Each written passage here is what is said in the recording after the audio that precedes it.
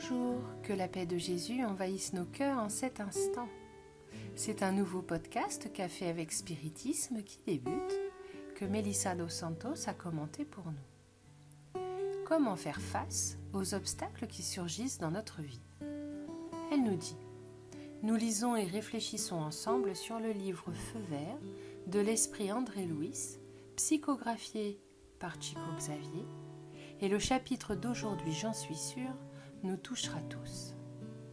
André Louis dit: face aux obstacles, faire de son mieux et aller de l'avant. Nous décevons toujours quelqu'un, et toujours quelqu'un nous déçoit. De même que tout le monde ne peut pas vivre au même endroit, tout le monde ne peut pas réussir à partager les mêmes idées. Ne jamais exploser, crier, se fâcher ou se décourager, mais travailler. Après un problème, attendre les autres. L'erreur enseigne le chemin du succès et l'échec montre le chemin de la sécurité. Chaque réalisation se fait peu à peu. Les jours de catastrophe, pas de colère ni d'accusation contre qui que ce soit, mais l'obligation nette de remettre le train de service sur les bons rails et d'avancer. Celui qui recherche le bien subira sûrement les assauts du mal. Planter le bien à travers tout et auprès de tous, par tous les moyens licites à notre portée, comprenant que si, en matière de moisson, Dieu demande du temps à l'homme, l'homme doit donner du temps à Dieu. Belle et importante leçon d'André Louis. Il y a un écrivain qui s'appelle Nick Vujicic. Pour ceux qui ne le connaissent pas, je vais le décrire. Nick est un Australien. Il est né dans une condition rare. Il n'a ni bras ni jambes. Il n'a que la tête, le torse et un petit doigt sur la partie inférieure du corps. J'ai eu l'occasion d'assister personnellement à l'une de ses conférences ici au Brésil. Nick a de nombreux obstacles dans la vie. Il a besoin d'aide pour à peu près tout. Se déplacer, manger, aller aux toilettes. Lors de l'événement auquel j'ai assisté, Nick a dit qu'il avait longtemps pensé qu'il ne serait pas capable de surmonter les obstacles. Lorsque Nick a commencé à croire en lui-même et à faire preuve de foi pour aller de l'avant, tout a changé. Peu à peu, il a surmonté certaines barrières et il a compris que d'autres resteraient, mais que cela ne lui enlèverait pas son bonheur et que souvent, ce serait une opportunité. Nick a étudié, obtenu son diplôme, s'est marié et a eu des enfants. Avec son seul petit doigt, il a appris à taper à la machine et il a écrit plusieurs livres, publiés en plusieurs langues.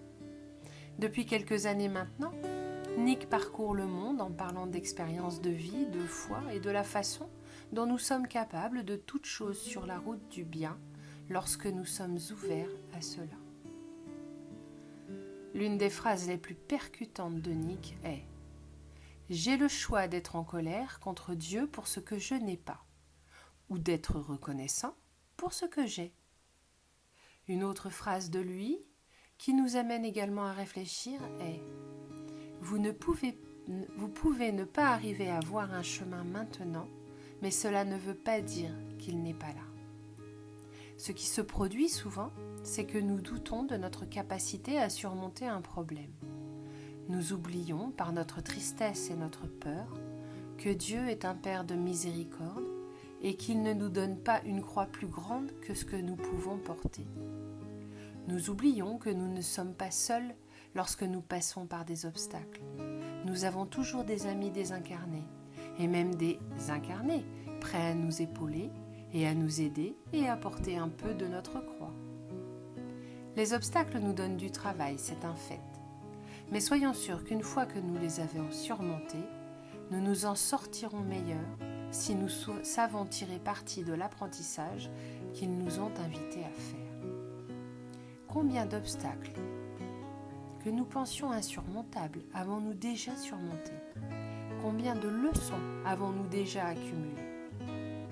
Dans le livre Courage, il y a une leçon de l'Esprit Emmanuel qui complète bien ce que nous lisons aujourd'hui d'André Louis.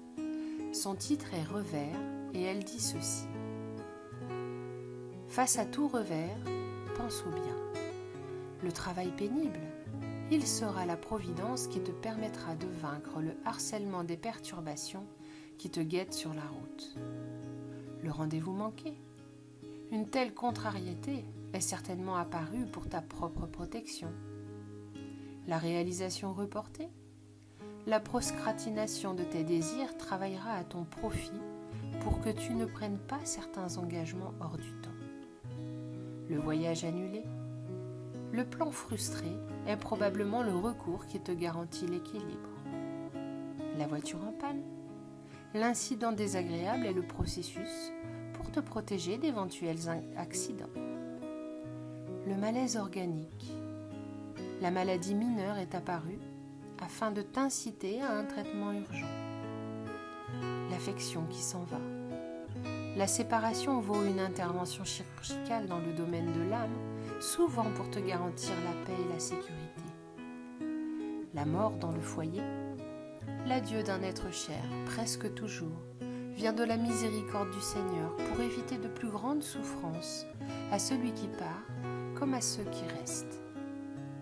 Devant tout obstacle, réfléchis au bien, car dans le cours de toutes circonstances, derrière les revers de la vie, se cache la bonté de Dieu. Avant de conclure, rappelons-nous le message de Jésus qui a dit « Je vous ai dit ces choses pour que vous ayez la paix en moi. Dans le monde, vous aurez des afflictions, mais gardez courage, j'ai conquis le monde. » Qu'il puisse en être ainsi, et jusqu'au prochain podcast café avec Spiritisme.